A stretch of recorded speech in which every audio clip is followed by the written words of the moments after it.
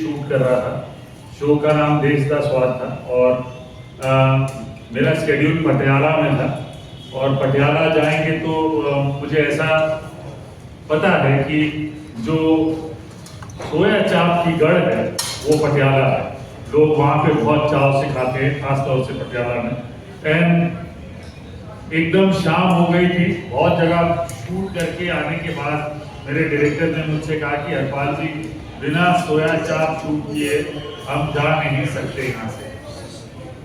तो 7 बजे दुकानें शुरू होती सोया चाप की, क्योंकि लोग रात को खाते हैं। और मतलब आयरनी है कि एक ऐसी चीज आप रात को खा रहे हैं जिसको हजम करने के लिए 7 दिन लगते हैं, लेकिन लोगों को हम बदल नहीं सकते। ठीक है जी, हम जितना मर्जी कह रहे हैं लोगों को, वो बदल नहीं सकते लोग। और मुझे भी टेस्ट करना पड़ा, कई सारी चीज़ें मैंने टेस्ट की।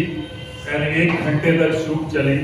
8:30-9 बजे आई वॉज सो अनकम्फर्टेबल। मुझे इतना अनकम्फर्टेबल लगा कि मैंने मतलब वो चलन है, तो मुझे आज समझ में आता है कि लोग ऐसी चीज़ें खाने के बाद, विच इज रिच इन मैदा, ये सब खाने के बाद आप ठंडा क्यों पीते हैं?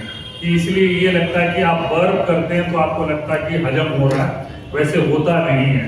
It is just adding up more misery to whatever you are eating, या आपके मेटाबॉलिज्म के लिए वो चीज़ और भी खराब कर रही है। तो उस दिन मुझे दिमाग में आया कि भाई ये गलत है। मैं सर्व करता हूँ और आज के पहले तक सर्व कर रहा था सोया चाप, लेकिन तब भी मैं कहता था, मेरे फाउंडर और बाकी सबको भी कहता था कि this is purely because the guest wanted, I personally don't want it and I am very very clear about it. तो उस समय से कुछ एक मेरे फ्रेंड है जिन्होंने फैक्ट्री लगाई और जिन्होंने ये मुकाम, ये अपॉर्चुनिटी देखी कि हम ये जो मार्केट है सोया चाप की, इसको हम कैसे टैप करें और हेल्दियर सोया चाप कैसे बनाएं। So he experimented and came out with some beautiful no maida soya chap and backed by proper science, nutrition value और सर्टिफिकेशन के साथ उन्होंने इसको लॉन्च किया है। And when we mean no maida, it actually means no maida. There is wheat, whey extract there, but the main extract is plant protein which comes from peas. Okay, then there is whey protein and wheat protein. Then there is xylem husk, जो इसबगोल है, वो husk से there is a neutral starch मिला के इन्होंने बहुत बढ़िया चीज बनाई है। And there is carbs in it, I do not deny it, but it is a healthier version to what is available in the market. और हम इसलिए इसे लॉन्च कर रहे हैं, बहुत चाव से कर रहे हैं, ताकि लोगों को एक हेल्दियर ऑप्शन मिले। And we are saying that okay, from now onwards people will enjoy this soya chaap which is no maida soya chaap, a little more healthier version than whatever is available in the market. आने वाले समय में मुझे ऐसा लगता है कि आपको और भी ऑप्शन मिलेंगे। मेरे पास अभी, मैं अपने इस फ्रेंड के साथ मिलके we are saying that we will launch jackfruit soya chap with jackfruit flour.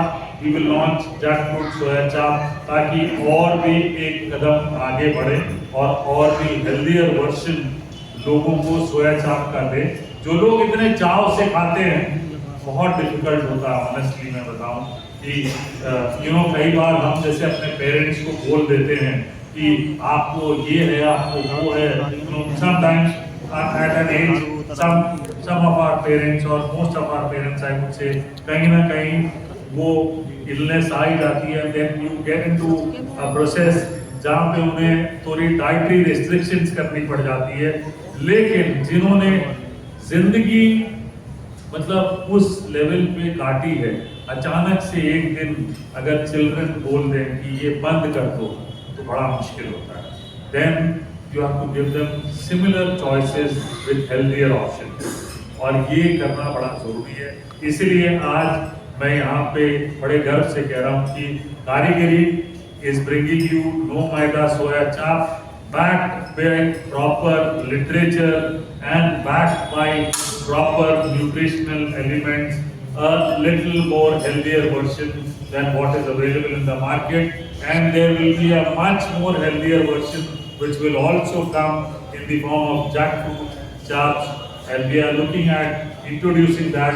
Having said this, Delhi है, सर्दियां आते ही खाना रिच हो जाता है, खाना हेवी हो जाता है, और वो ज़रूरी भी है क्योंकि सर्दी जब पड़ती है आपकी बॉडी की इंटरनल मेटाबॉलिज्म वो मांगती है, वो कंज्यूम करती है हीट प्रोड्यूस करने के लिए।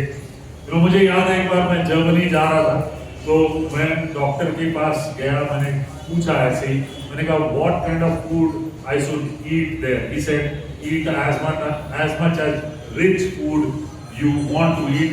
My basic consumption of my body's metabolism is close to 2200, 2800 is my metabolism and consumption, internal consumption, apart from whatever I eat.